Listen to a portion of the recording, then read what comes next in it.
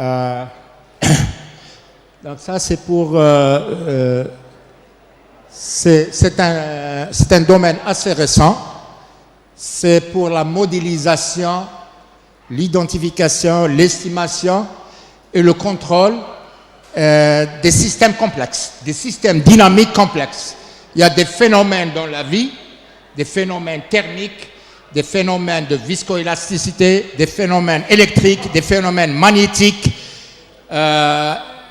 etc., des phénomènes de porosité qui sont, en général, depuis plus d'un siècle, sont modélisés par, comme on dit, les matheux, ils disent des ODEs ou la PDEs, Ordinary Differential Equations, ou la Partial Differential Equations.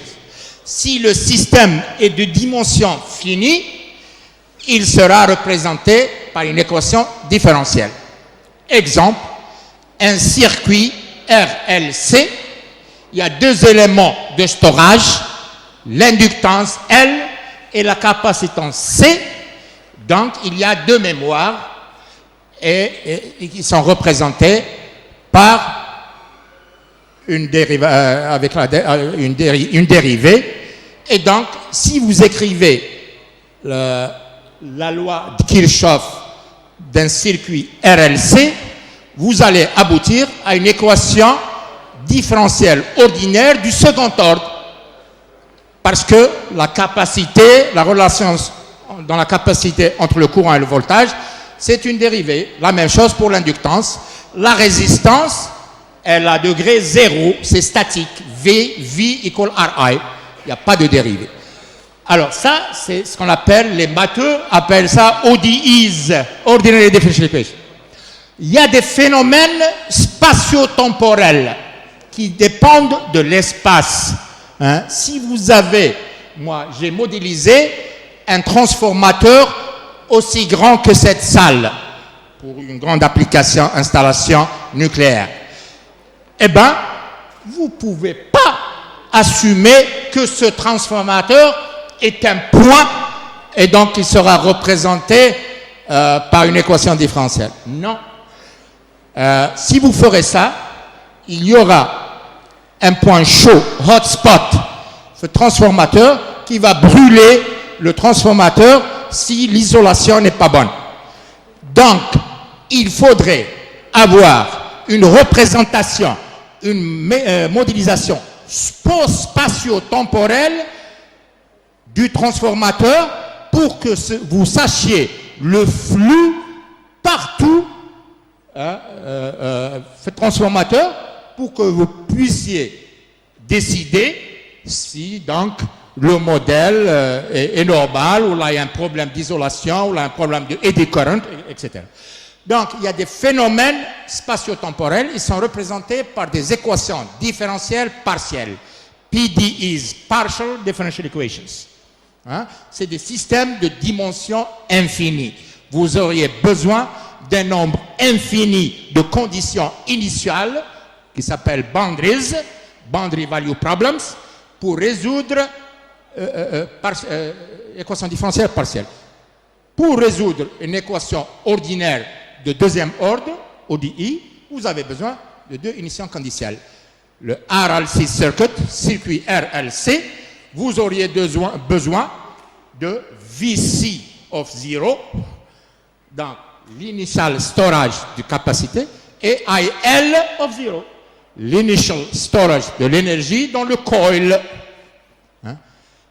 Et non, il y a d'autres phénomènes qui ont un comportement dynamique étrange.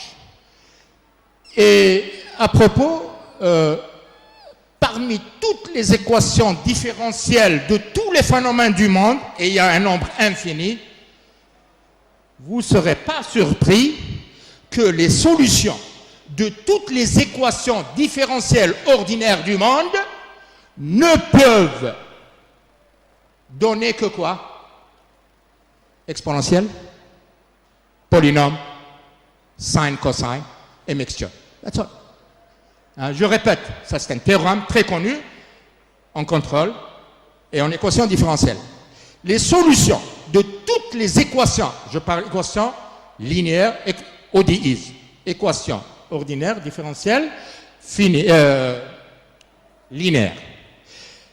Il y a des milliers de phénomènes, des millions de phénomènes, sont représentés par des phénomènes magnétiques, électriques, chimiques, thermiques, sociaux, économiques, just name it. Eh bien, le comportement de la variable dynamique de cette équation différentielle ne peut que suivre l'exponentielle charging ou l'exponentielle discharging, que ce soit position, voltage, courant, whatever.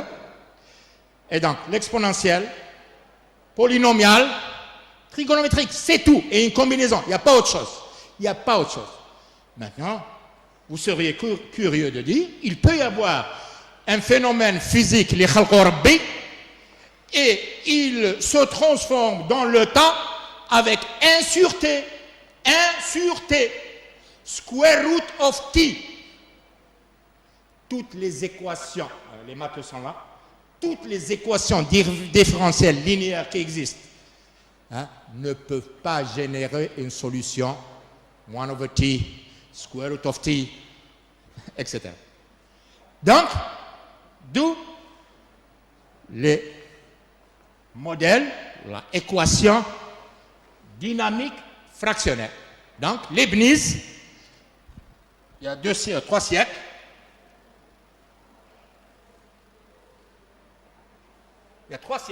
l'hôpital, et une lettre de Leibniz a écrit à l'hôpital, qu'est-ce qui se passe quand nous faisons le calcul de la dérivée première, dérivée deuxième, l'intégrale, double intégrale. Qu'est-ce qui se passe si on prend la dérivée 1 demi,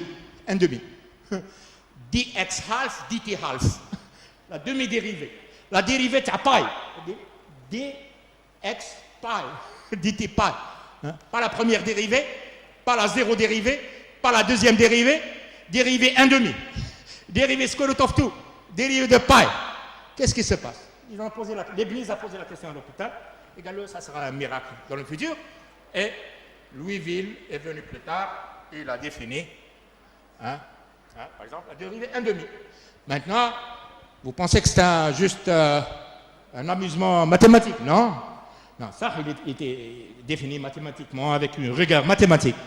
Mais on a découvert ces 30 dernières années qu'il y a des phénomènes physiques qui sont naturellement modélisés, leur comportement dynamique, c'est la dérivée première.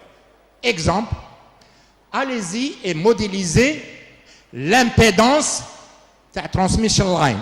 Transmission line, voilà l'impédance de la propagation.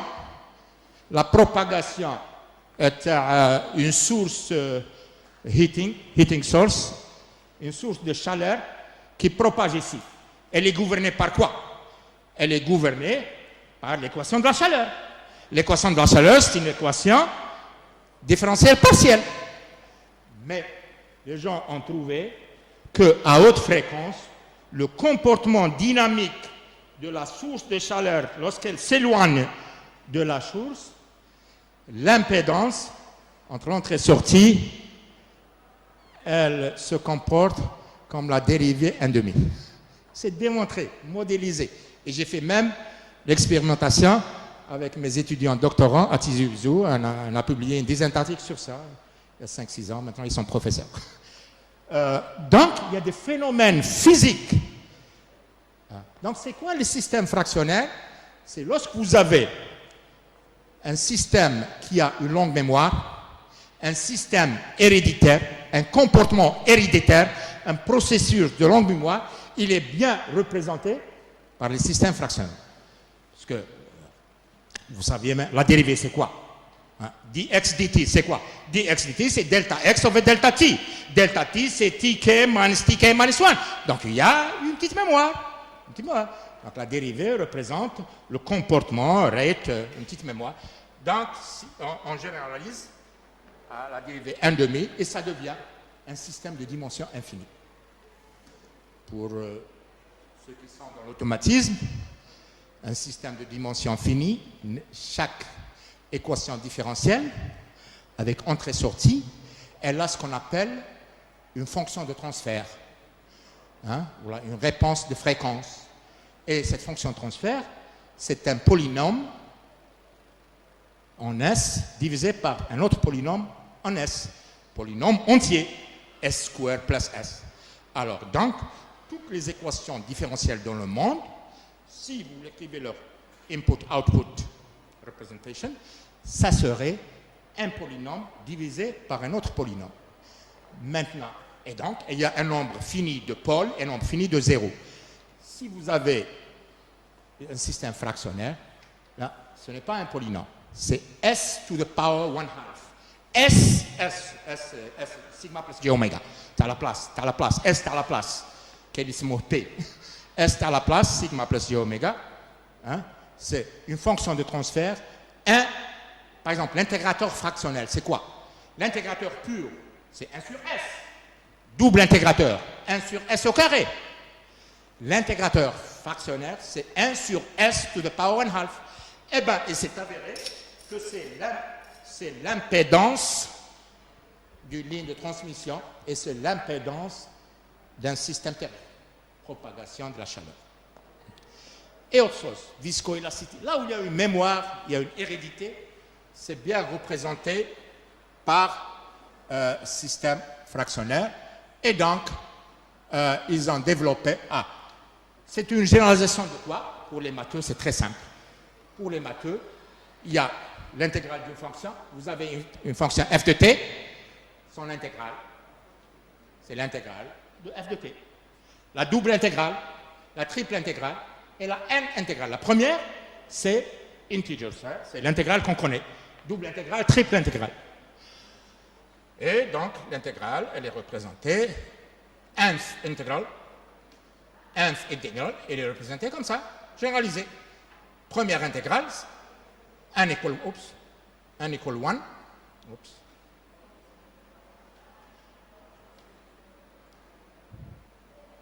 Vous mettez 1 equal 1, c'est l'intégrale de f de t, f de tau, bêta. Double intégrale, c'est 1 sur 1 factoriel, l'intégrale de t minus tau, etc.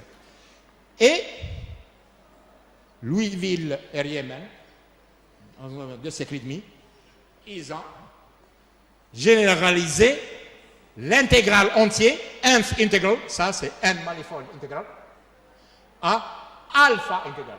L'intégrale de demi. Alpha peut être pi, square root of 2, 1/2, 0.07, anything you want. Eh bien, qu'est-ce qui s'est passé? La généralisation était simple. Le factoriel entier, ça c'est entier, n c'est entier. Double intégrale, triple intégrale.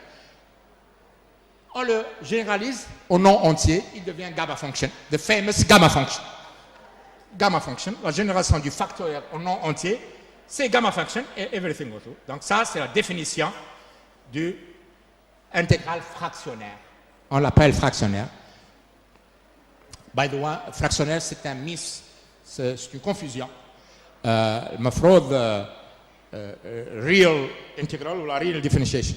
But, au début, ils l'ont appelé fractionnaire parce que Leibniz a posé le problème de 1 demi, 2 tiers. Et là, c'est misnomer. Ça ne veut pas dire la dérivée de 1 demi facteur. Là, la dérivée de pi. Pif dérivative. Oups. Right. Et donc, on a généralisé à la dérivée fractionnaire et l'intégrale fractionnaire. Oups, yes. Voilà. Et over the time, dans the last 30 years or 40 years, ont survécu 3 définitions qui sont équivalentes pour certaines fonctions under certain conditions. Et ils ne sont pas équivalents pour d'autres initial conditions ou d'autres types de fonctions. Et chaque fractionnel definition a ses propres propriétés. Donc, par exemple, la dérivée fractionnaire d'une constante n'est pas zéro. La dérivée fractionnaire d'une constante, c'est une fonction sophistiquée, parce que c'est pas la dérivée première. dans certains. Donc, les trois fameuses définitions, Raymond Louisville, il y a 2 siècles, en même temps, Granville Littleton et Caputo, c'est un Italien, en 62-63. J'ai connu, chaque année, je vais, il y a International Conference on Fractional Differentiations and Applications. Donc, chaque année, on se rencontre, les experts dans ce domaine, et il est très vieux maintenant, il a 90 ans. Donc, je l'ai rencontré plusieurs fois. Caputo, c'est le dernier, en 62-63, il a développé une nouvelle définition qui a survécu avec les autres. Donc, vous voyez, donc on définit l'intégrale, et puis, à partir de l'intégrale, on définit, vous voyez, ça paraît compliqué, mais regardez. L'intégrale, c'est simple. C'est multifold integral. On a généralisé le factoriel, le gamma, et il devient fractionnel. Et à partir de ça, on définit la dérivée. On définit l'intégrale, et à partir de l'intégrale, on définit la dérivée. Comment? La dérivée alpha, donc on fait une astuce ici, on prend l'intégrale m minus alpha, et puis on dérive m fois. Mais m, c'est quoi? M, c'est integer. Le non-integer, il est là. Et ça nous donne la dérivée alpha m. La dérivée alpha m, 1/2. Square root of 2, pi. Et donc, c'est du calculus. Ça, c'est du calculus. C'est pure calculus. Tu vois, c'est une dérivée normale. C'est une dérivée normale. Ici, oui, c'est une généralisation. Granville Littleton, ils ont développé une définition qui peut être implémentée à l'ordinateur dans ses discrets. Et Caputo, il est venu un petit peu changer les choses pour déterminer ou définir une autre définition qui est équivalente aux autres dans certaines conditions. Donc, c'est les définitions, et on peut je vais sauter, on m'a demandé de ne pas tarder. Et donc, toutes les choses qui sont faites avec les équations différentielles peuvent être faites avec les fractionnels. Donc, on prend la place transform of both sides of differential equation to end up with a transfer function. On étudie la stabilité, les pôles, les zéros, tout ce qu'on veut. C'est la même chose ici. Enfin, on prend donc la place, etc. Donc, je ne vais pas rentrer dans les détails. Comment ça se fait? Voilà. Ça, fractional derivative, la fonction sin of t, sa dérivée, point 4, elle va, c'est pas une trigonométrie, c'est pas une, elle change complètement.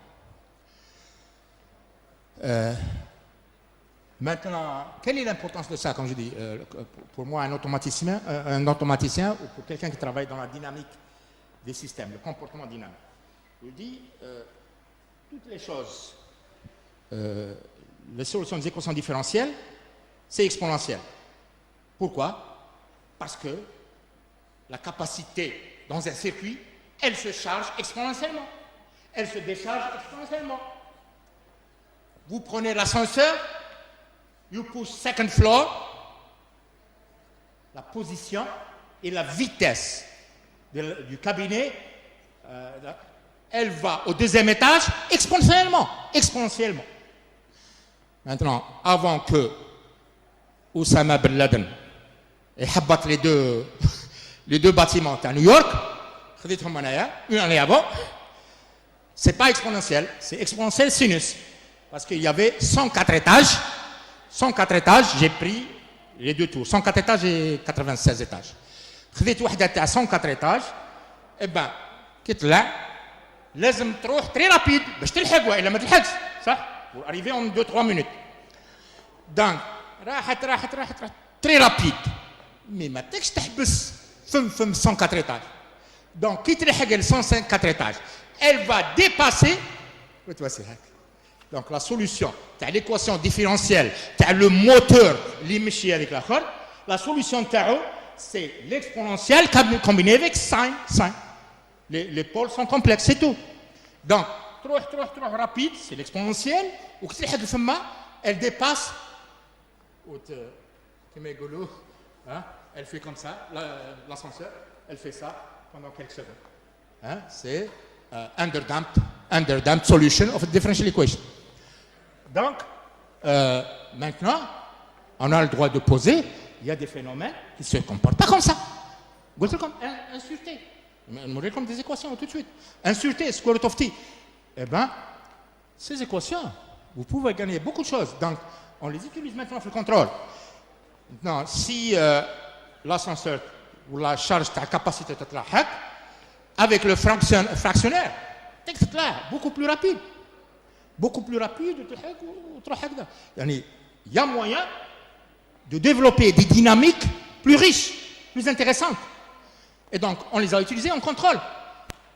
Comment contrôler un système, un moteur, à l'ascenseur, pour arriver au deuxième étage, très rapidement, l'exponentielle ne le fera pas.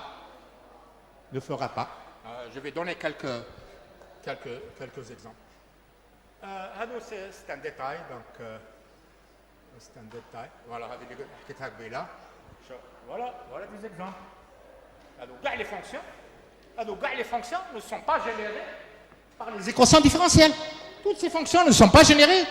Mais vous savez mieux que moi qu'il y a beaucoup de fonctions, Bessel ou Kada, qui existent comme phénomène électromagnétique, etc. Donc, je vais vous donner un exemple. Je vois un exemple. Regardez. Si la fonction de transfert est 1 sur s à la puissance 0,5, square root of s à la puissance 0,5. Regardez concrètement l'inverse, la place inverse. Regardez la place inverse, qu'est-ce qu'elle donne? 1 sur square root of t. 1 sur square root of t, c'est pas exponentiel, c'est pas fonctionnel. Donc, c'est des dynamiques très riches qui ne peuvent pas être données par des équations différentielles. Et donc, vous pouvez avoir un système de contrôle qui suit ces dynamiques riches pour atteindre steady state time, etc. Regardez, toutes sortes de choses. La place et toutes sortes de fonctions, earth functions, que toutes les équations différentielles du monde ne peuvent pas générer comme solution. Etc. Bon, je vais rapidement. Donc, comme tout se développe, on généralise les équations différentielles. Au lieu d'avoir la dérivée deuxième réa, ça peut être 1,5, 0,9, 0,3, dérivée 0,3 du y of t, la position, etc. Et les gens ont trouvé, je vais vous montrer des applications. Ça, c'est la solution, donc je vais sauter parce qu'on m'a demandé d'aller très vite. Les fonctions de transfert, alpha. Je vais sauter tout ça et je vais vous montrer quelques applications. Donc, tout l'automatisme est généralisé. Les fonctions de transfert, les fonctions de la stabilité, les équations d'état. On a développé tout ça. Moi, depuis 10-12 ans, j'ai fait 6 ou 7 doctorants en Tizi Ouzou, en professeur de cas, ils enseignent que ça. Et maintenant, j'en ai 9 à Tizi Ouzou, Blida. On travaille dans le fractionnaire. Donc, on généralise beaucoup de choses, les équations d'état, etc. Je vais sauter tout ça, les applications Burke. Let me go to some applications. Tout ça, c'est des choses qu'on a faites. Je vais juste montrer quelques applications. Allez, voilà. Process diffusion, fonction de transfert heat, géométrie plane, cylindrique, sphérique.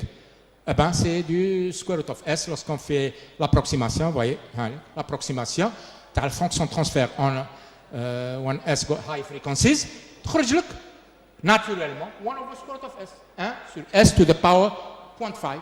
Donc, il y a des phénomènes physiques qui, à haute fréquence, sont naturellement représentés par des systèmes fractionnaires.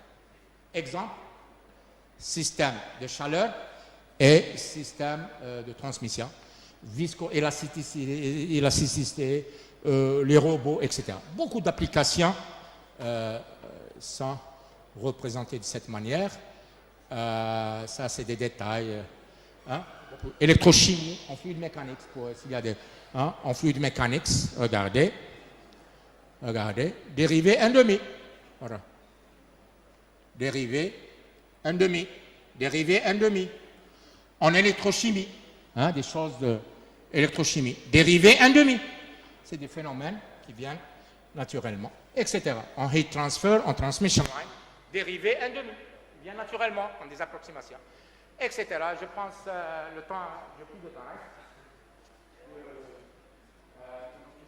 Je m'arrête là. Il y a beaucoup plus que ça. Je vais laisser la présentation. Et celui qui est intéressé, comme je vous ai dit, il y a 15 ans sur ça, avec l'équipe Patrice Rousseau, on travaille dans ce domaine depuis longtemps. On a une centaine de publications de plus. Donc, je vais un tout petit peu.